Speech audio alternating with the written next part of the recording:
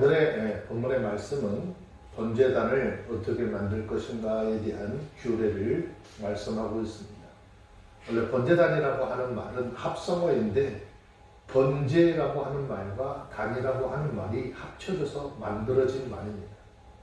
번제라고 하는 말은 히브리어에 보면 오라라고 하는 단어로 되어져 있는데 이 말의 뜻은 나아간다, 올라간다 라는 뜻이고 단이라고 하는 말의 뜻은 미츠바하라고 하는데 동물을 학살하다, 죽이다 그런 뜻을 가지고 있습니다. 그러므로 번제단은 동물을 완전히 죽여서 불로 태우고 그 향기를 하나님 앞에 드리는 장소라는 의미입니다. 그래서 제단 위에서는 매일 향기로운 희생의 속죄 제물이 불에 태워져서 하나님 앞에 올려졌고 하나님은 그 향기를 받으셨습니다. 이 희생의 속죄 제물은 우리의 죄를 대속하기 위해서 십자가에서 희생 제물이 되신 예수 그리스도의 모형을 보여주는 것입니다. 먼저 27장 1절 2절 말씀에 보면 번제단의 구조에 대한 말씀을 하고 있죠. 번제단의 길이와 넓이는 똑같은 5규빗으로 만들라라고 했습니다. 약 한 2.5m 되는 사이즈이고 높이는 3규빗, 약 한 1.5m 정도 되는 크기입니다.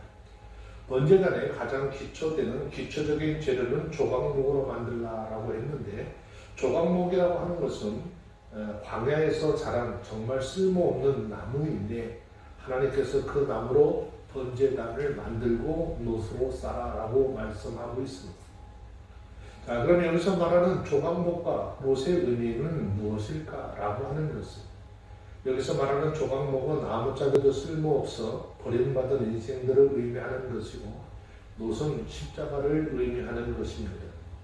그러므로 이 놋으로 만든 번제단의 영적인 의미는 아무짝에도 쓸모없는 인생들을 예수님께서 짊어지신 그 십자가 은혜를 통해서 또 십자가를 통해서 감당하신 대속의 능력과 대속의 승리를 모형으로 놋 제단은 구약에서 말하는 대표적인 십자가의 모형인 것이죠. 그래서 우리들은 연약하지만 이 십자가를 통하여 죄를 이기고 죽음을 이기는 것입니다. 이처럼 번제단도 우리의 연약함을 번제 제사를 통해 강하고 담대하게 변화시키는 의미가 있는 것이죠. 여기에 사용된 조각목은 가시가 많고 삐뚤삐뚤해서 사막에 모래바람을 많이 맞고 자란 아주 단단한 그런 나무인데 마치 하나님을 향한 굳어진 마음을 가지고 있는 인생들과 같은 의미이죠. 앞에 말씀드린 것처럼 이 조각목은 아무짝에도 쓸모없어서 버림을 받은 인생들을 의미하는 것인데 우리가 예전에 이 가시나무처럼 쓸모가 없었고 남을 괴롭히고 찌르는 그런 존재였습니다. 끝없는 세상의 환난의 바람 가운데서 우리의 마음은 죄 가운데 딱딱하게 굳어졌지요. 그러나 하나님께서 이 쓸모없던 조각목을 성막의 재료로 삼았듯이 세상에 많고 많은 사람들 중에 천에 하나 만에 하나 부족한 우리를 택하시고 부르셔서 하나님 나라의 백성을 삼으시고 교회 일꾼으로 삼아주셨으니 어찌 감사하지 않을까라고 하는 것인데요. 이것이 교회의 역사인 것입니다. 모세 시대에도 그랬고 신약 시대에도 가시나무와 같은 사람들을 불러서 다듬어 역사를 이루어가고 있는 것이죠. 그러므로 우리 모두는 다 같은 조각목인 것이죠. 그러나 조각목이라도 소망이 있습니다. 왜냐? 조각목을 놋으로 쌓기 때문이죠. 십자가에서 하나님의 모든 저주와 심판을 몸소 다 받으시고 승리하신 그 주님의 능력이 우리를 감싸고 있기 때문인 것입니다.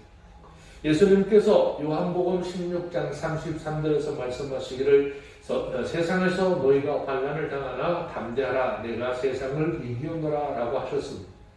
또 이사야서 53장 5절 말씀에 보면 예수님은 우리의 허물을 인하여 찔리셨고 우리의 죄악을 인하여 상하셨고 우리의 누릴 평안을 위해서 징계를 받으셨고 우리의 치유함을 위해서 채찍을 맞으셨다라고 했습니다. 이것은 로마서 6장 23절에서 죄의 삭슨 사망이라고 하는 하나님의 공의를 만족시킨 것이죠. 그리고 요한복음 19장 30절에서 말씀하시면 운명하기 전에 그 십자가 위에서 다 이루셨다라고 선언하셨습니다. 그렇기 때문에 조각목과 같은 우리들, 죽음을 이기고 부활하신 예수님의 능력을 힘입어 죄와 사망을 이기는 사람들이 되는 것이죠. 우리 모두는 죄와 상관이 없는 자들이고 영원한 사망과 상관이 없는 하나님의 사람들이 되었습니다. 2절을 보면 그 네 모퉁이 위에 뿔을 만들되 그 뿔이 그것을 연하게 하고 그 단을 노소로 쌓아 그랬습니다. 여기에서 말하는 뿔은 힘과 능력을 상징하는 것으로 하나님의 구원의 능력을 나타내는 것입니다. 그래서 성경은 시편 18편 2절에 보면 여호와는 나의 구원의 뿔이시라 라고 했습니다. 그리고 성령 충만함을 입은 스가랴는 누가복음 1장 68절로 69절에 보면 찬송하리로다 주 이스라엘의 하나님이여 그 백성을 돌아보사 속량하시며 우리를 위하여 구원의 뿔을 그 종 다윗의 집에서 일으키셨다라고 했습니다. 스가랴는 예수 그리스도를 구원의 뿔로 노래한 것입니다. 그러므로 구원의 뿔 대신 예수 그리스도 앞에 나오는 사람은 어떠한 죄를 지었다 할지라도 자복하고 회개하기만 하면 다 용서함을 받을 뿐만 아니라 구원의 은혜도 받아 누리게 되는 것입니다. 십자가상의 강도도 가늠하다가 현장에서 잡힌 여인도 예수 앞에 나와서 그 죄를 구하면 용서와 구원을 받았습니다. 열왕기상 1장 50절 이하의 말씀에 보면 다윗의 아들이었던 아도니아가 아버지 다윗의 왕위를 전쟁으로 빼앗으려 하다가 실패하고 맙니다. 그 후 왕이 된 솔로몬이 그를 잡으려고 할 때 두려워하여 성전에 뛰어 들어가서 제단의 뿔을 잡자 그때 솔로몬은 그를 용서해 주게 됩니다. 이것은 영적으로 사람이 죽을 죄를 지어 구원받을 수 없는 그런 상태에 있다 할지라도 제단에 뿔 대신 예수 그리스도의 십자가만 붙들면 구원을 받는다라고 하는 것을 보여주는 것인데 이 번제단에 이 뿔은 예수 그리스도의 십자가를 통한 구원을 상징적으로 보여주고 있습니다. 그러므로 죄인들이 하나님의 심판을 면하기 위해서 예수 그리스도의 십자가를 믿음으로 붙잡으면 되는 것입니다.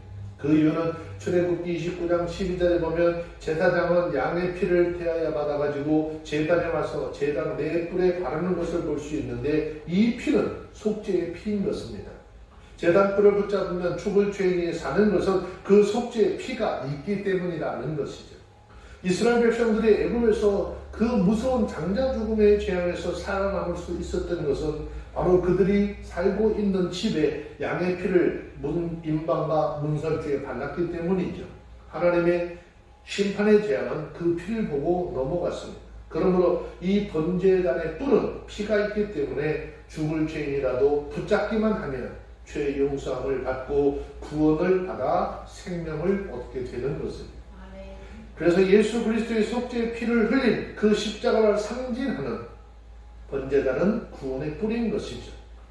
또 이 뿔은 능력을 상징하기도 합니다. 성경은 로마서 1장 16절에서 내가 복음을 부끄러워하지 아니하노니 이 복음은 모든 믿는 자들에게 구원을 주시는 하나님의 능력이 됨이라 라고 했습니다.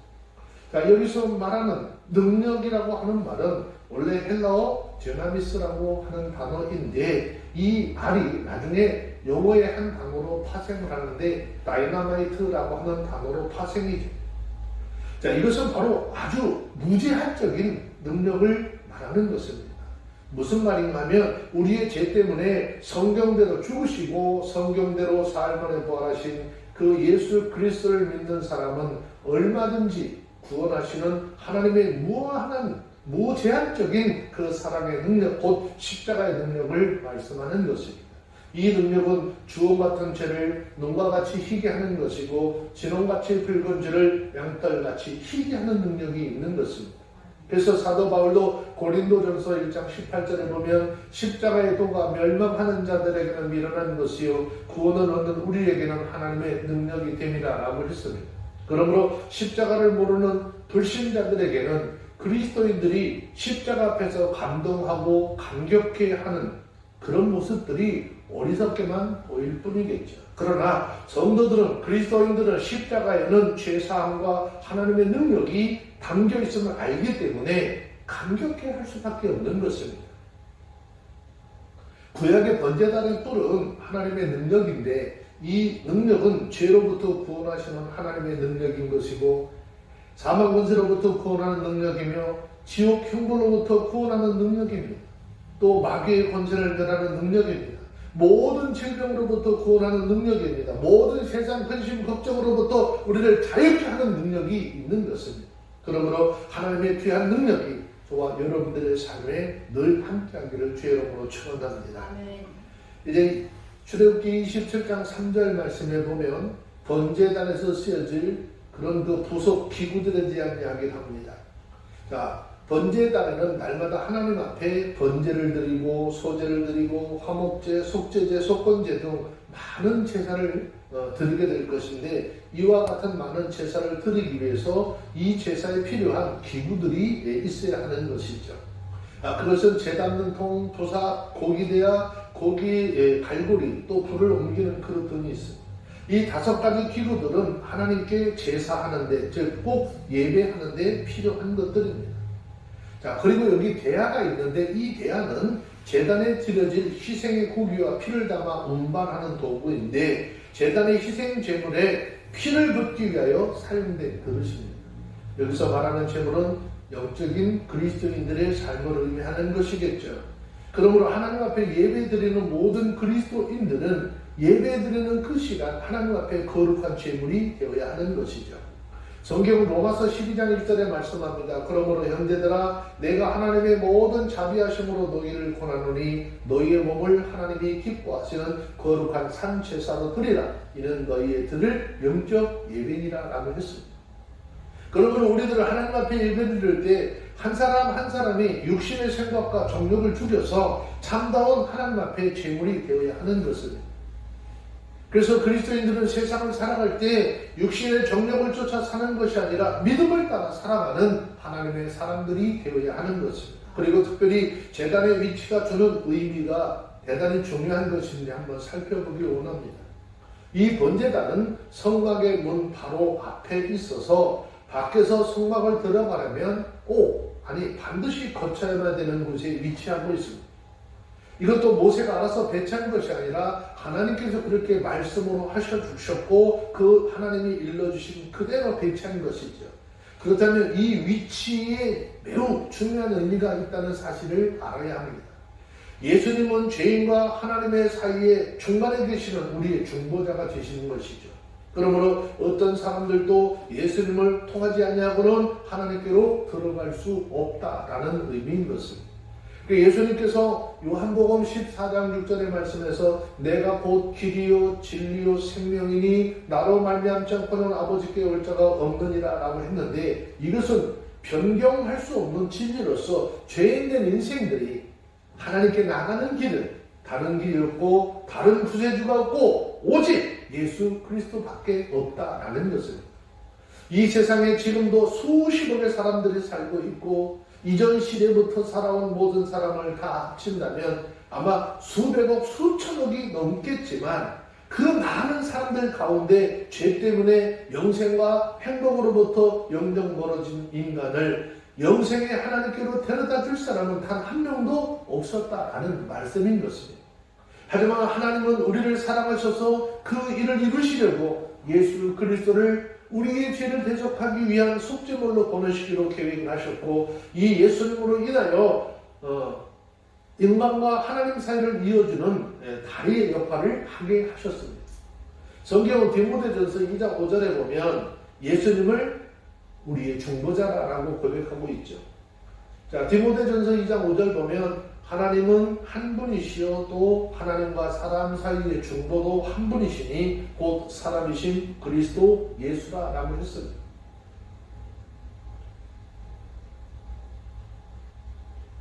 중보자는 하나님과도 통해야 하고 인생들과도 통해야 합니다.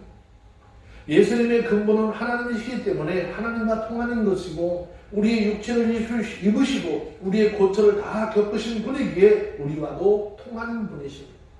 예수님은 우리를 하나님께 인도하기 위해서 우리의 죄의 형벌을 당하시고 희생제물이 되어주심으로 하나님과 우리 사이에 중보자가 되어주셨습니다. 또 성막들의 문을 들어서면 우선 이 번제단이 딱 앞을 가로막고 있는데, 이 번제단은 죽지 않은 사람은 가로막고 있는 죽은 사람만 통과시키는 그런 문이죠. 자, 구약 시대에 제물이 죄인을 대신해서 죽을 수 있었습니다. 나는 죽어 마땅한 죄인이지만 내 죄를 대신하여 짐승을 잡아 죽임으로 그곳에 들어갈 수 있었습니다. 그러나 신약 시대는 예수님이 우리를 대신하여 십자가를 짊어지시고 죽으심을 믿고 고백하면 되는 것입니다. 그럼 여기서 말하는 죽었다라고 하는 말의 의미가 무엇일까요? 이 말의 뜻은 우리가 살면서 우리의 육신의 생각을 버려야 한다라는 것입니다. 성경 로마서 8장 5절, 6절, 7절에 말씀하시기를 육신을 쫓는 자는 육신의 일을, 영을 쫓는 자는 영의 일을 생각하나니 육신의 생각은 사망이요 영의 생각은 생명과 평안이라. 육신의 생각은 하나님과 원수가 되나니 이는 하나님의 법에 굴복지 아니할 뿐 아니라 할 수도 없으니라 라고 했습니다. 그러므로 우리들이 예수 그리스도 안에서 진정으로 거듭난 사람들이라고 한다면 육신의 일을 멀리해야 한다라는 것이죠. 그래서 성경 로마서 13장 14절 말씀에 보면 오직 주 예수 그리스도로 옷을 입고 정욕을 위하여 육신의 일을 도모하지 말라라고 했습니다. 오늘 이 말씀을 우리의 심령 속에 깊이 새기시고 항상 하나님을 가까이 하는 믿음의 사람들이 다 되기를 소원합니다. 우리들은 여기 아주 중요한 것을 한 가지 깨달아야 합니다. 일반적으로 우리가 다른 사람들을 위해서 하는 기도를 중보기도라고 합니다. 과연 그래도 되는 것일까? 여러분 어떻게 생각을 하십니까? 중보기도라고 하는 것은 중보자가 하나님 앞에 드리는 기도를 말하는 것입니다. 그러므로 중보기도는 누구만 할 수 있느냐? 중보자만 할 수 있습니다. 그러면 우리는 다른 사람을 위해서 하는 기도를 중보기도라고 하는 단어를 쓰면 안 되는 것이죠. 그 이유는 우리는 하나님과 사람 사이의 중보자가 될 수 없기 때문인 것입니다. 이미 디모데전서 2장 5절에서 말씀하셨죠. 그런데 요즘 교회마다 아주 중보기도팀을 만들고 중보기도 한다고 난리들입니다. 그분들이 성도를 위해서, 목사를 위해서, 교회를 위해서 중보기도 한다라고 합니다. 물론 기왕에 남을 위해서 하는 기도를 중보기도라고 한다면 어떻게 해요? 제가 좀 체면도 쓸 것이고 마치 대단한 일을 하는 것처럼 생각되어서 그 호응도가 상당히 높습니다. 그러나 하나님 앞에 중보자가 될 수 있는 사람은 없어요. 하나님 앞에 중보자가 될 자격이 없는 사람이 어떻게 중보기도를 한다라고 하는지 알 수 없는 일인 것입니다. 근데 이런 말을 하면 꼭 이런 사람들이 있습니다. 그렇게 이름하는 것을 긍정적으로 생각하면 되지 꼭 나쁘게 생각을 한다라고 합니다. 하지만 이것은 하나님 앞에 참담한 일인 것이죠. 그런데 한국교회는 중보자로 번물이 터지는 그런 시대를 살아가고 있습니다. 심지어 신학생들도 번번없이 그렇게 하고 있습니다. 왜 그럴까라는 것을 생각해 보아야 합니다. 그 이유는 인간도 자기 속에 있는 잠재력을 일깨우고 개발하면 신이 될 수 있다라고 하여서 인간의 자존심을 한껏 높이며 신에게 도전하는 뉴에이지 사상이 바로 그 결과인 것입니다. 사단이 하와에게도 그렇게 해서 무너뜨렸습니다.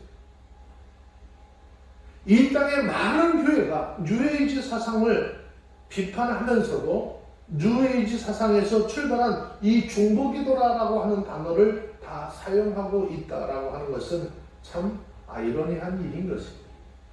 다시 한번 말씀을 드립니다. 번제단은 하나님께 나아가려는 죄인을 가로막고 있는 곳입니다. 죽어야만 그곳을 통과할 수 있습니다. 살아서는 아무것도 그 앞을 지나가지 못합니다. 다만 임시적으로 사람 대신 짐승을 죽이고 들어갈 수 있는데 그것이 곧 제물인 것이죠. 근데 남을 위해서 자기가 중보기도를 해주겠다라고 하는 생각은 자기를 죽인 것이 아니라 자기가 대단한 존재가 되었다라고 생각하는 것이겠죠. 자기가 하나님과 마주 앉아서 다른 사람의 문제를 논의하겠다라고 하는 아주 교만한 생각을 갖는 것이고 이것은 하나님 앞에 참담한 자세인 것입니다. 이미 말씀드린 것처럼 예수 그리스도를 통하는 그 이유는 자신의 죽음을 경험하는 것이죠. 나는 정말 대책이 없는 죄인인데 내가 필경 죽어야 하는데 예수님이 나를 대신하여 죽으셨다는 것을 믿고 인정하고 자신의 생각을 버리고 예수님의 뜻 앞에 하나님의 말씀의 뜻 앞에 엎드리는 것이래요. 번제단을 통과하지 않고는 성막에 들어갈 수 없듯이 예수를 믿는다고 하면서 자기를 포기하지 않는 사람 그 누구도 하나님 앞에 갈 수 없다는 사실을 기억해야 합니다. 그래서 우리가 이 세상을 살아갈 때 내 뜻대로 사는 것이 아니라 하나님의 뜻대로 삶을 살아가야 하는 것입니다. 이것이 하나님이 정하신 원칙입니다. 그러므로 남을 돕는 기도를 중보기도라고 하는 것은 맞지 않는 말이고 심히 아주 교만한 그런 발상입니다. 성경은 디모데전서 2장 1절에서 말씀하죠. 간구와 기도와 도구와 감사로 하라 그랬습니다. 여기 도구라고 하는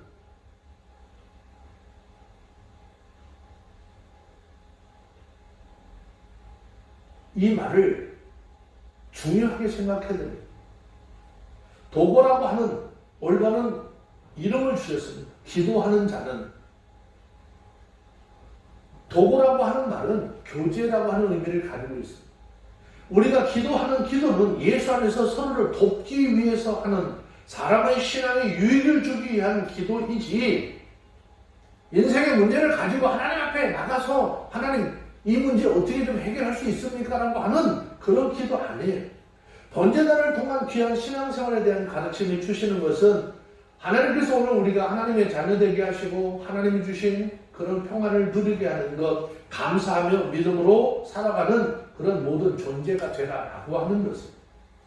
저와 여러분들 하나님의 말씀해 주신 것 감사하시고 믿음으로 하나님 앞에 살아가는 귀한 하나님의 자녀들의 삶이 되시기를 주의 이름으로 축원합니다.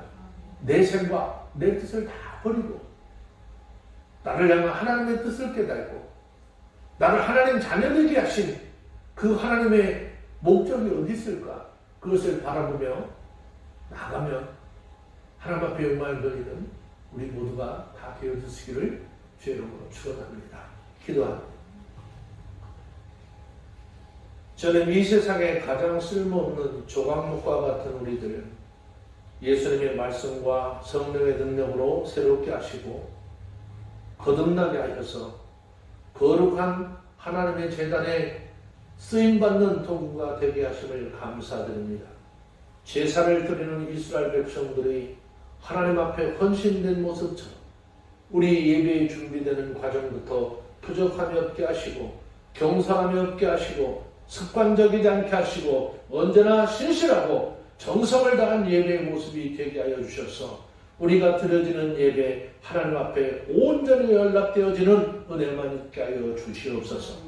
생명이요 능력 되신 예수 그리스도의 이름으로 기도합니다. 아멘.